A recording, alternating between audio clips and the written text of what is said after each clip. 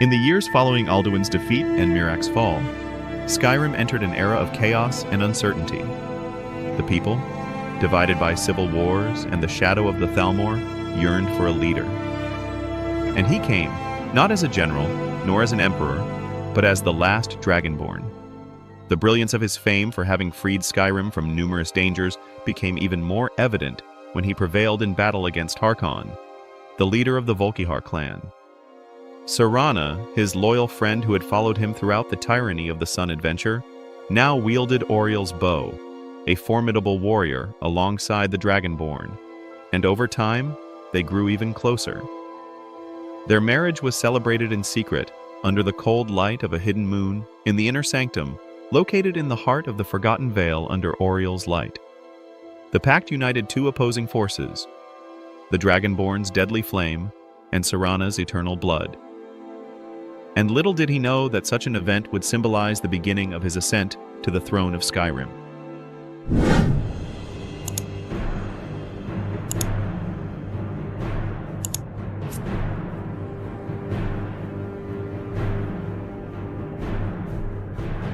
The Jarls of the North saw the union with a vampire as blasphemy.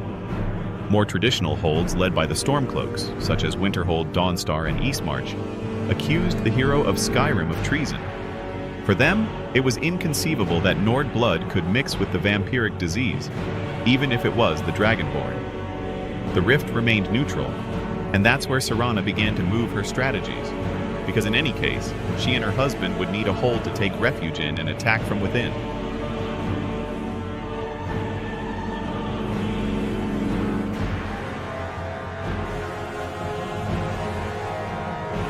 Being a stealthy warrior, she asked the Thieves Guild for help to depose the Jarl of the Rift and make way for the Dragonborn. In exchange, she would share with them ancient magic and strategies on how to move in the shadows, far from everyone's eyes.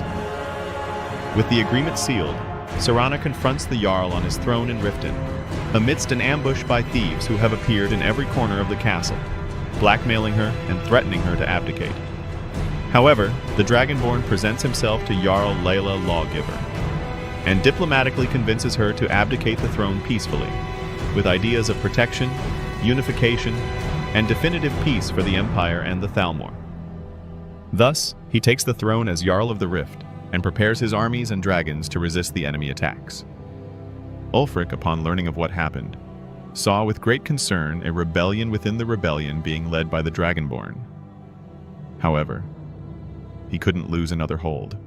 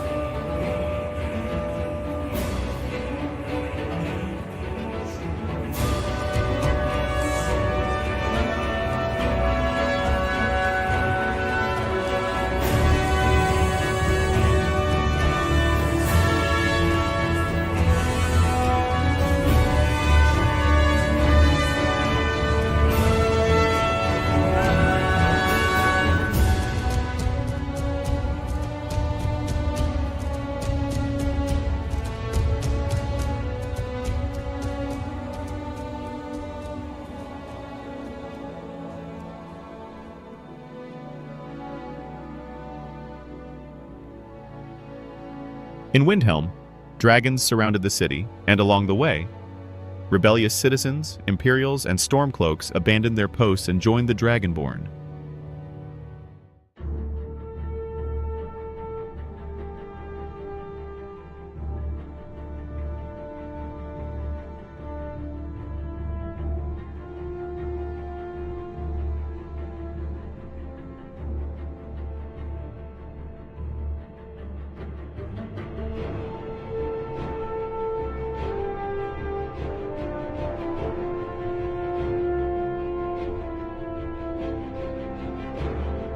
Little by little, his army grew even larger, now also counting on the magical aid of the College of Winterhold to heal his troops.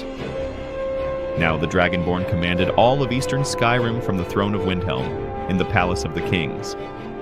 The Empire did not interfere in the battle. For them, it might be advantageous to let the Dragonborn defeat Ulfric and then deliberate with him. But they were wrong. All attempts at dialogue between the General Tullius and the Dragonborn ended badly. There was a truce, but the Empire demanded that the hero simply return the conquered holds. In a cunning maneuver, General Tullius fabricated a false ambush on an Imperial caravan, placing his own men disguised as Nord soldiers to attack them. He only wanted a pretext to start another battle, as he had already gained enough time to gather reinforcements from Cyrodiil against the Dragonborn's dragons.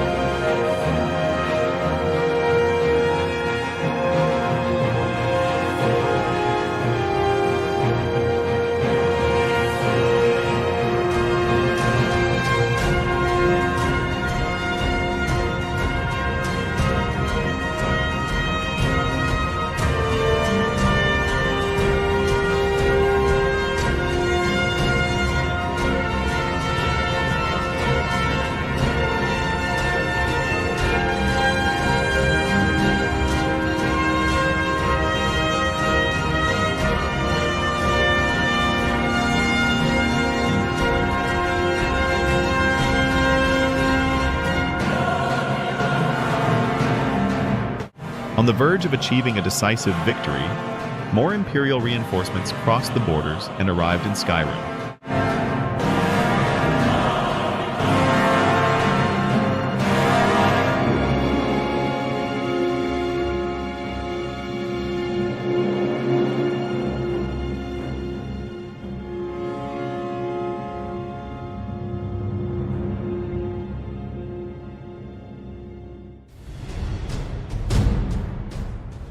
At that moment, the Dawnguard was resentful and bitter over what they considered a betrayal by the Dragonborn for marrying a vampire.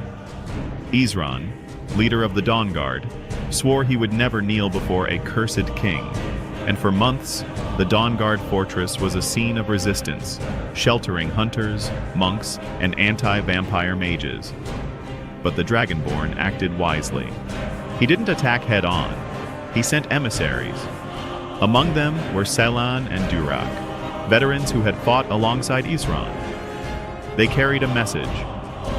They said the enemy now lies beyond the mountains. The blood of Skyrim must not fight against itself, for those manipulating this war are not men. After lengthy negotiations and the threat of a Thalmor invasion, Isran yielded. The Dawnguard was reformed and renamed the Solar Order, Defenders of Humanity.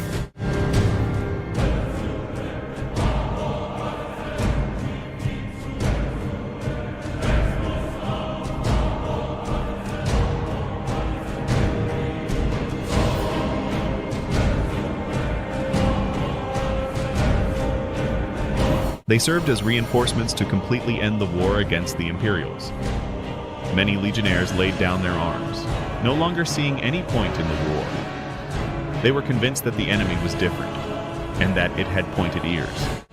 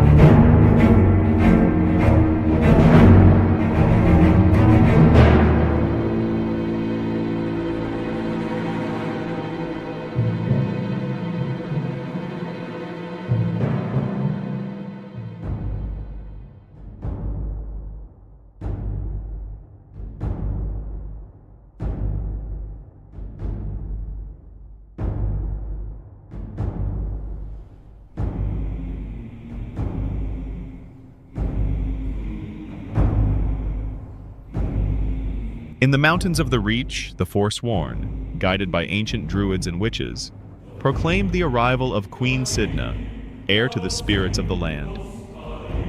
To them, the Dragonborn was one of the threats that haunted Skyrim, and they judged him corrupted for promoting so many wars on the land.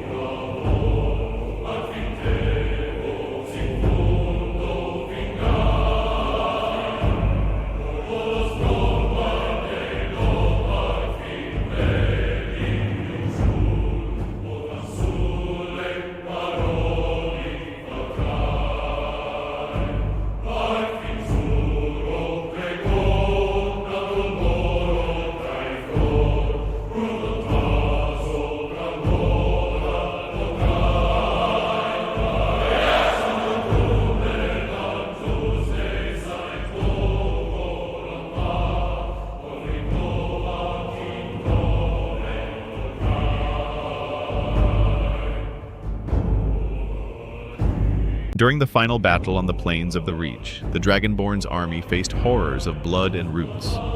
Dragons tore through the skies as Serana conjured ice storms, and the Dragonborn hurled the Thuum over the cliffs. But finally, Cidhna was defeated, not killed, but petrified by Serana and sealed beneath the mines of Markarth.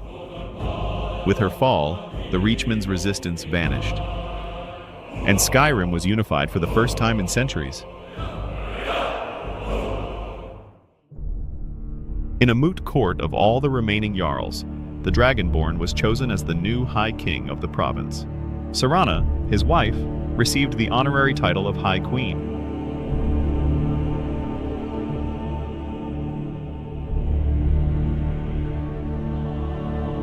Although she was a vampire, their union now symbolized the alliance between life and death, between light and darkness. Furthermore, Serana had earned the respect of the people, for she fought for them in battles in the name of Skyrim's freedom. Skyrim feared nothing more, not the dragons that flew above the sun, nor the creatures of shadow that reigned in the night. Beneath the eternal snow, the people told stories, of a king who spoke with dragons and of a queen who walked among the dead. Serana never cured herself of her vampirism, and never needed to. The kingdom flourished under the duality she represented, light and shadow united in balance. When blood and ice met, Skyrim ceased to fear the night. For under the throne of Serana and the Dragonborn, even the sun and the moon bowed in reverence. Now, since the fall of Torrig, the throne had been reclaimed for the Nords.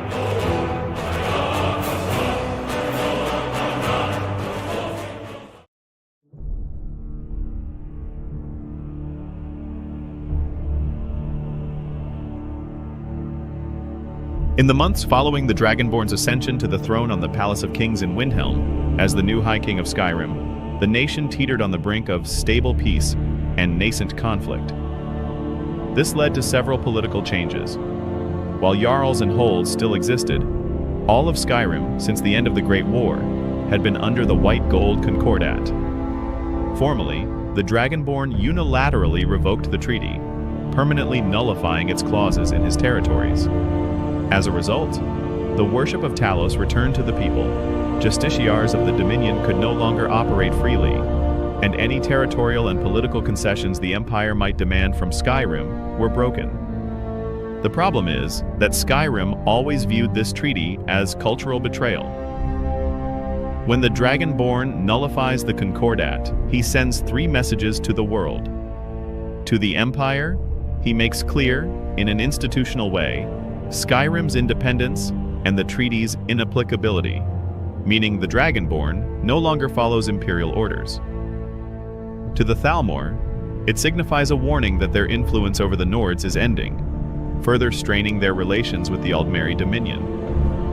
To other nations, it symbolizes Skyrim as the first province to openly defy the Concordat since Hammerfell, becoming an international symbol of resistance. This completely changes the political balance of Tamriel. As soon as the royal decree is announced, the Thalmor activate their clandestine cells in Skyrim. These groups had been infiltrated for years, even before the events of the Civil War, and possessed spies within noble houses of Markarth, agents infiltrated in Riften's trade cartels, false priests of Talos linked to the Dominion, and messengers between Hofengar and Somerset. The attacks begin discreetly. Priests of Talos begin to die mysteriously in Falkreath.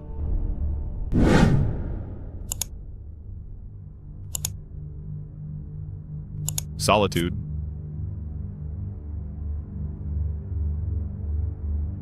And Whiterun.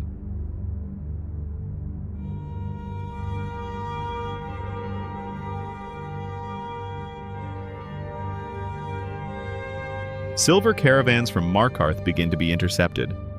The Nordic economy depends on this silver, used for enchanted weapons and coins.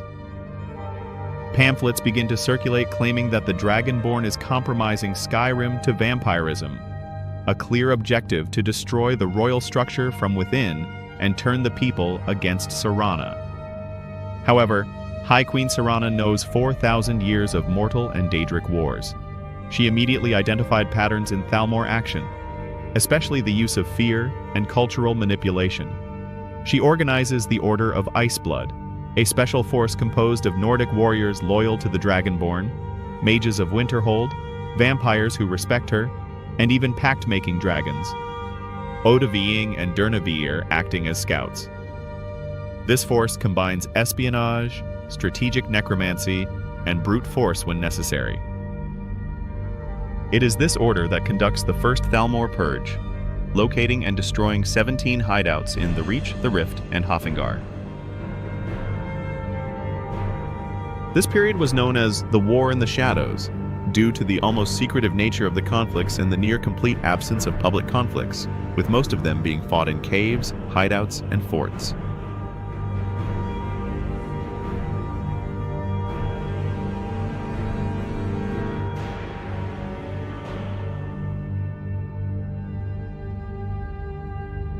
Following this, Titus Medi II sends an extremely careful letter, using diplomatic language. In it, he states that the Empire does not desire conflict with Skyrim, but the unilateral dissolution of an international treaty jeopardizes the entire stability of Tamriel. The Empire is still recovering from the Great War and knows it cannot confront the Dominion again. The Dragonborn's action in revoking the treaty generated fear in the Empire, as Skyrim could be dragging them all into an inevitable war against the Thalmor. And still fearing an internal rupture, the Empire adopts the most cowardly and politically realistic stance. Skyrim is isolated, just as Hammerfell was in the past. And that's exactly what attracts the attention of the Red Guards. Hammerfell fought alone for years against the Dominion. They know exactly how Skyrim feels now. Leaders of Sentinel send secret emissaries to the Dragonborn's court. They cannot officially declare an alliance, because that would provoke the Empire. But they offer military supplies, strategic knowledge, and access to ports on the Abyss Sea. Hammerfell also sends specialists in anti-mage warfare, Red Guard units famous for fighting Altmer using anti-enchantment tactics. The Thalmor changed tactics. They realized that espionage wasn't enough, that Serana's presence hinders covert operations, and that Skyrim still maintains internal popular support. Therefore, taking advantage of Skyrim's isolation from the Empire, the Dominion decides to declare war with a real, calculated, and strategic invasion. The Nords never imagined the Altmer would be foolish enough to attack by sea, but that's exactly what they did. Using light Bosmer ships and magic to aid navigation in the Sea of Ghosts, they landed on Dawnstar with the goal of conquering Winterhold and building a stable portal to allow troops to arrive directly from Somerset.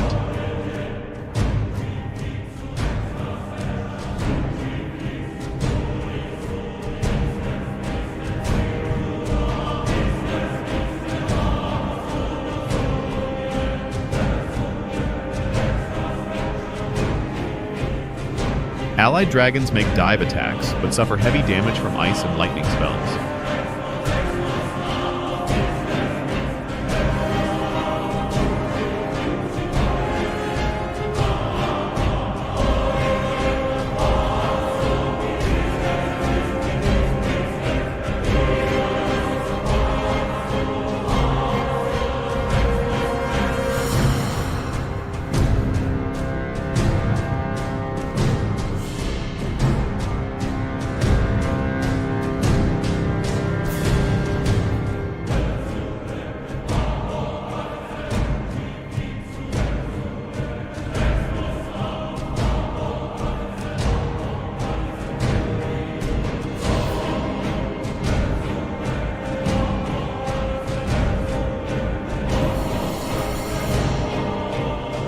Serana confronts an entire battalion using life-draining curses.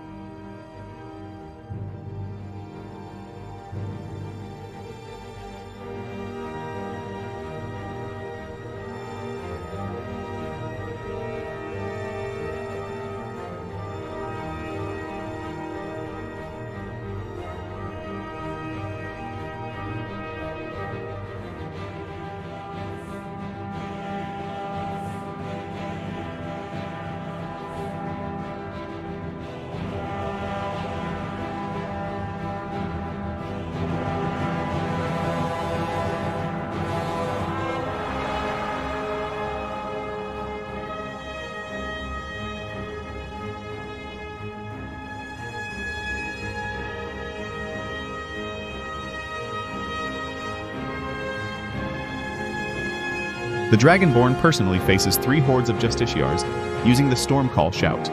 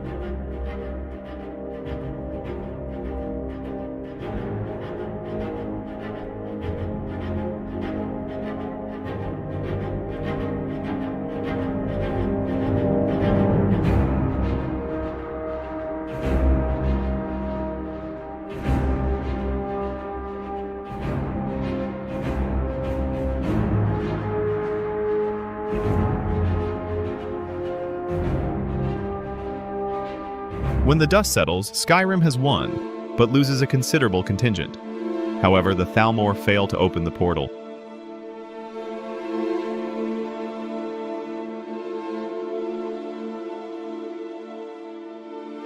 High Rock, divided into inner kingdoms, tries to remain neutral, as it always does.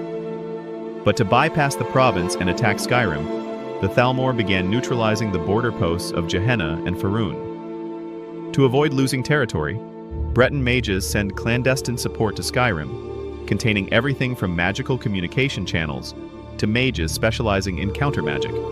High Rock hasn't officially entered the war yet, but it's slowly being pushed into it, just like Hammerfell.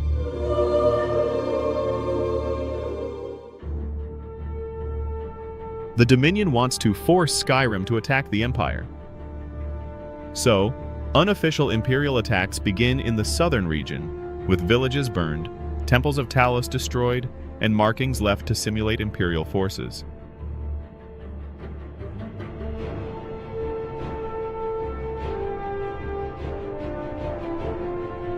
But Serana immediately sees through the tactic. It's the same one used by Lesser Daedra to manipulate factions. Thanks to this, the Dragonborn doesn't react, frustrating the Dominion.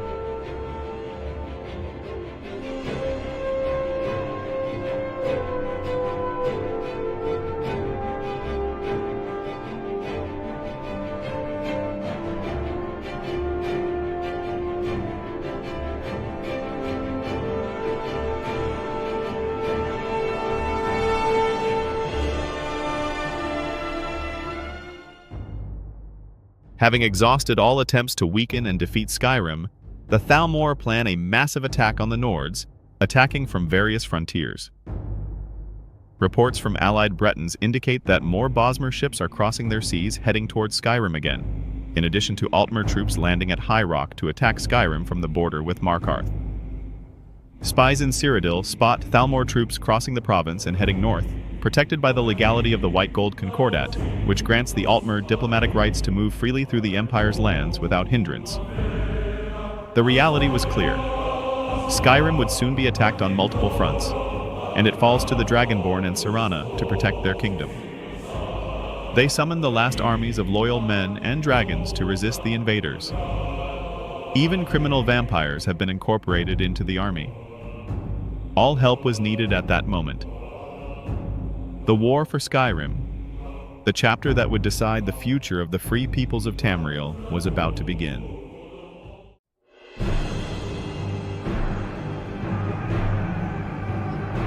The Thalmor attack began relentlessly. Dawnstar had been completely devastated. Winterhold remained the Dominion's primary strategic objective, and the south, especially Falkreath, was ablaze from an unprecedented land invasion. Mobilization was chaotic. Wounded soldiers crowded makeshift fortresses, and the lack of sea routes cut off supplies in Hofengar and Yalmarch. Even so, the Dragonborn demanded that each Jarl gather all available men, from Civil War veterans to hunters and miners. Serana, assessing the devastation and available resources, declared that Skyrim was in a state that any well-organized army could destroy in weeks. And that was precisely the Thalmor's calculation. The Thalmor plan was simple and brutal: to simultaneously pressure Skyrim from the northern and southern extremities, collapsing its defenses until a coordinated response became impossible. In the north, as in the first invasion, the Dominion again sought the objective of capturing Winterhold to establish a permanent arcane portal using the ruins of the college. This would allow for the constant dispatch of reinforcements directly from Somerset Isle, negating Skyrim's geographical advantage. Bosmary and Altmary light ships reappeared in the Sea of Ghosts, now with specialized spellcasters to repel dragons during their approaches. Odaviing and Durnavir descended from the skies, but each dive was met with ice storms conjured by elite mages. Even the companions of Whiterun joined the fight at the request of the Dragonborn himself, in memory of Ysgramor, who had battled elves in the past. Now, the warriors of the moon could offer their weapons and claws against the elves of Somerset. In the south, Falkreath became the epicenter of the land invasion. Based on the legality of the White Gold Concordat, the Thalmor troops marched through Cyrodiil as diplomatic delegations, and, upon crossing the border, revealed their true contingent: entire battalions of justiciars, conjurers, and archers trained to ambush Nordic infantry.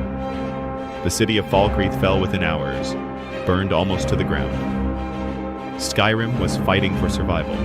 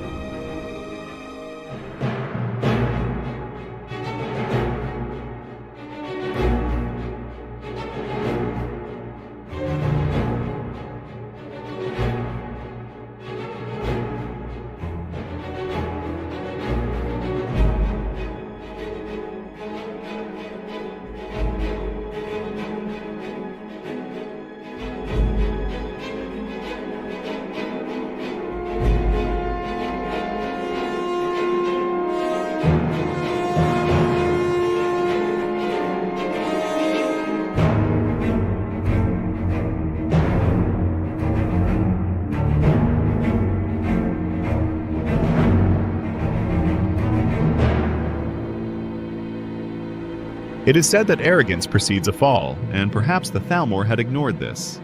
In attempting to use High Rock as a corridor to attack the Reach, the Thalmor committed one of their greatest tactical errors. Upon disembarking at the border posts of Johanna and Faerun, the elves, eager to invade Skyrim, resorted to acts of violence and disrespect towards the Breton residents of those areas. As a result, the local kingdoms perceived this as a direct invasion of High Rock, and for the first time in years, the main Breton kingdoms formed a unanimous front and declared war on the Dominion. The response was immediate. Heckingers of Faerun advanced against Thalmor detachments. Mages' cabals of Northpoint created magical barriers between borders, and the Order of the Knights of the Fire Dragon marched to the aid of Markarth.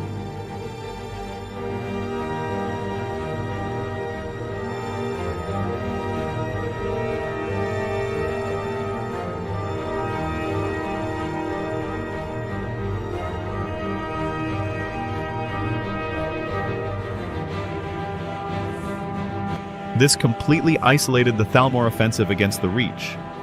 Skyrim was not attacked from the west, Markarth survived, and even from that border, where the Nords expected to receive more attacks, they received direct reinforcements from the Bretons.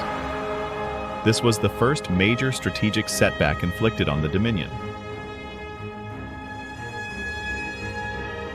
When the Dominion realized that weapons, military advisors, and even schooners from the Abbase were coming from Hammerfell to Skyrim, the reaction was instantaneous. The Thalmor declared formal war on Hammerfell. They repeated the strategy of the last war, attacking the Red Guards to prevent them from becoming the engine of continental resistance. But this time it was different. Hammerfell was unified after decades of solitary struggle against the Dominion. Sentinel and Skaven mobilized ships and troops that began to set fire to Thalmor convoys on the southern coast of Tamriel. The balance of power shifted. When High Rock, an imperial province, openly entered the war and Hammerfell was officially attacked, the imperial position became untenable. Emperor Titus Mede II's advisors understood that if the Dominion defeated Skyrim and High Rock, they would be next. Thus, setting aside cowardice, Titus Mede II declared war on the Dominion.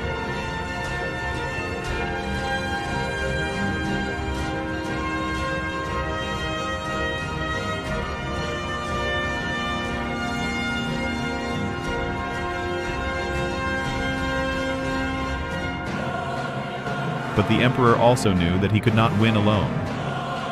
So he did something unprecedented. He sent a letter to the Dragonborn and the Redguard rulers through Breton messengers. He proposed a pan-continental alliance, and knowing that his empire would be too weakened to command a military alliance, he proposed that the new agreement be under a single strategic command, that of the Dragonborn, recognizing him as aligner of the free peoples of Tamriel. It was the birth of what became known as the Dragon Alliance, even counting on Redoran warriors and Telvanni mages from Morrowind, as well as Argonian troops fueled by the Hist, moving to attack elsewhere. The continent was officially at full war.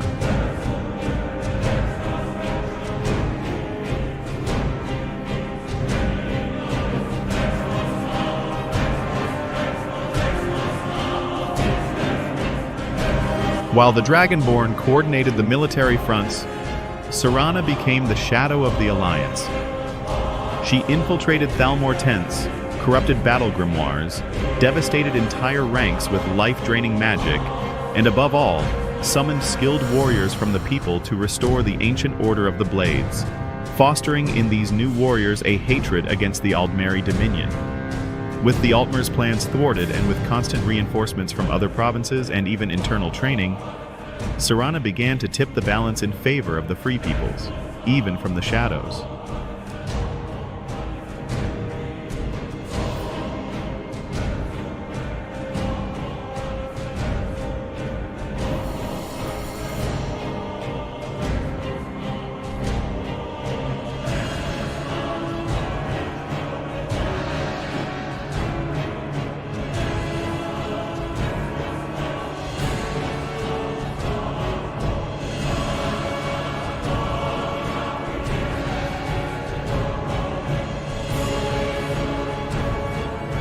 When the Third Thalmor fleet attempted to repeat the sea route to invade Skyrim through the Sea of Ghosts again, they were surprised by Breton squadrons and ships from Hammerfell attacking from the flanks.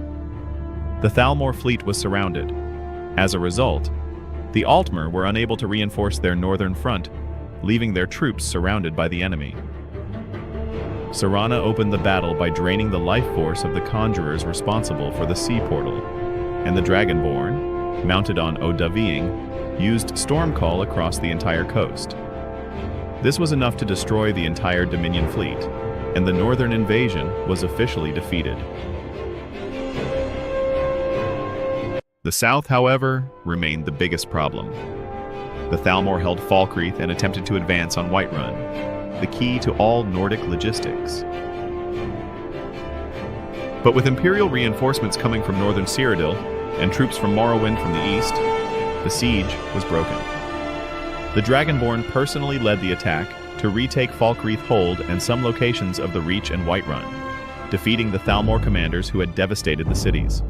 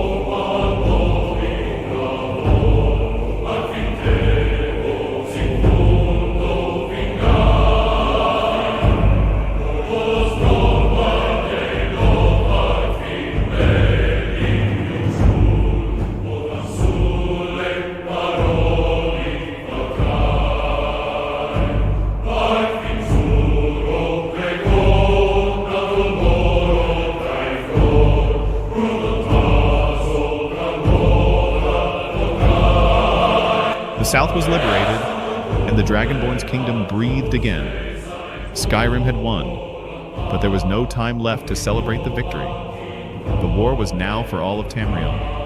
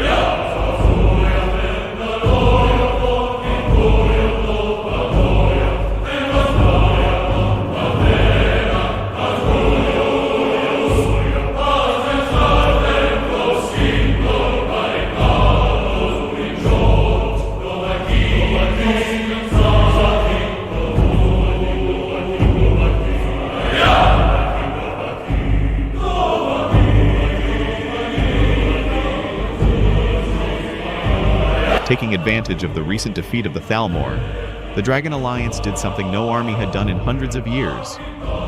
They targeted Somerset.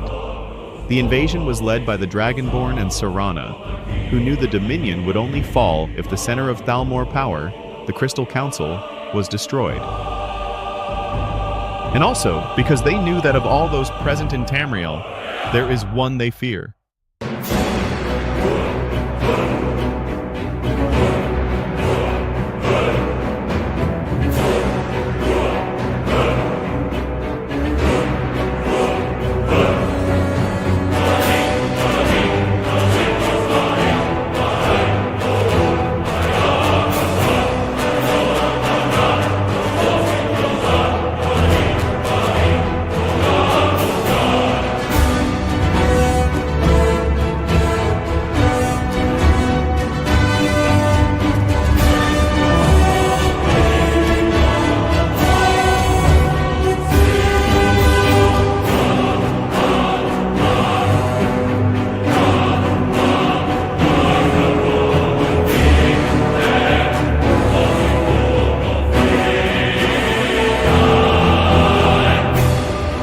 Their first objective was to liberate Elsewhere and Valenwood, as they saw that their native peoples were also victims of the enemy.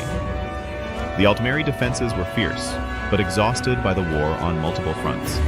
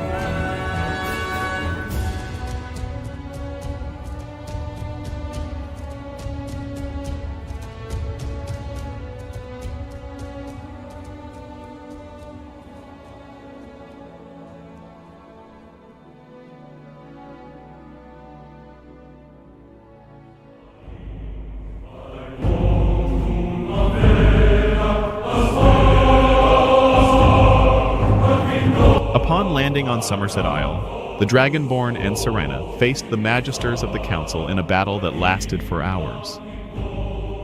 In the end, the Crystal Council crumbled. The arcane towers that sustained Thalmor magical supremacy collapsed. The golden banner of the Dominion fell from the highest tower, and the banner of the Dragon Alliance was raised in its place. The war was over.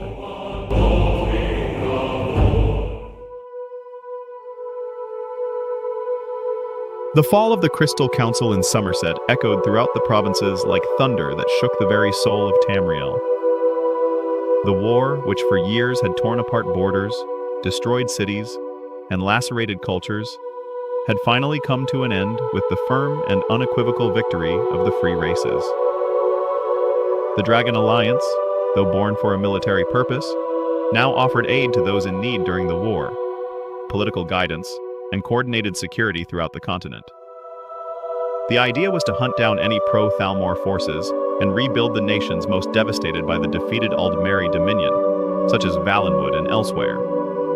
The High Elves were not persecuted, but began to consolidate their own government, far from the teachings and doctrines of their predecessors. The other nations recovered in their own way, but always under the watchful eye of Tamriel's hero. Years later, Serana, after centuries bound to undeath, made the decision that would redefine her legacy. Her role as strategist, queen, and symbol of unity had grown beyond the shadows that once protected her. Vampirism, once a shield and a curse, no longer aligned with the woman she had become. So, guided by the priests of Kine and under the watch of the College of Winterhold, Serana chose to reclaim her mortal life. And with mortality restored, High Queen Serana secured the future of the Dragonblood dynasty with the birth of a son. His name was Auryn Yolviig. The Greybeards themselves bestowed his surname, after noticing the birthmark spread across his back, an unmistakable shape resembling a pair of folded dragon wings. If the Dragonborn embodied the promise of Skyrim's future, Serana and Prince Auryn Yolviig became the living reminder that such a future would endure. The victory of the Dragon Alliance heralded a new age. Some historians call it the Age of Reconstruction. But on one point, every scholar agrees. The Fourth Era was forever changed, all because the Dragonborn married Serana and became the High King of Skyrim.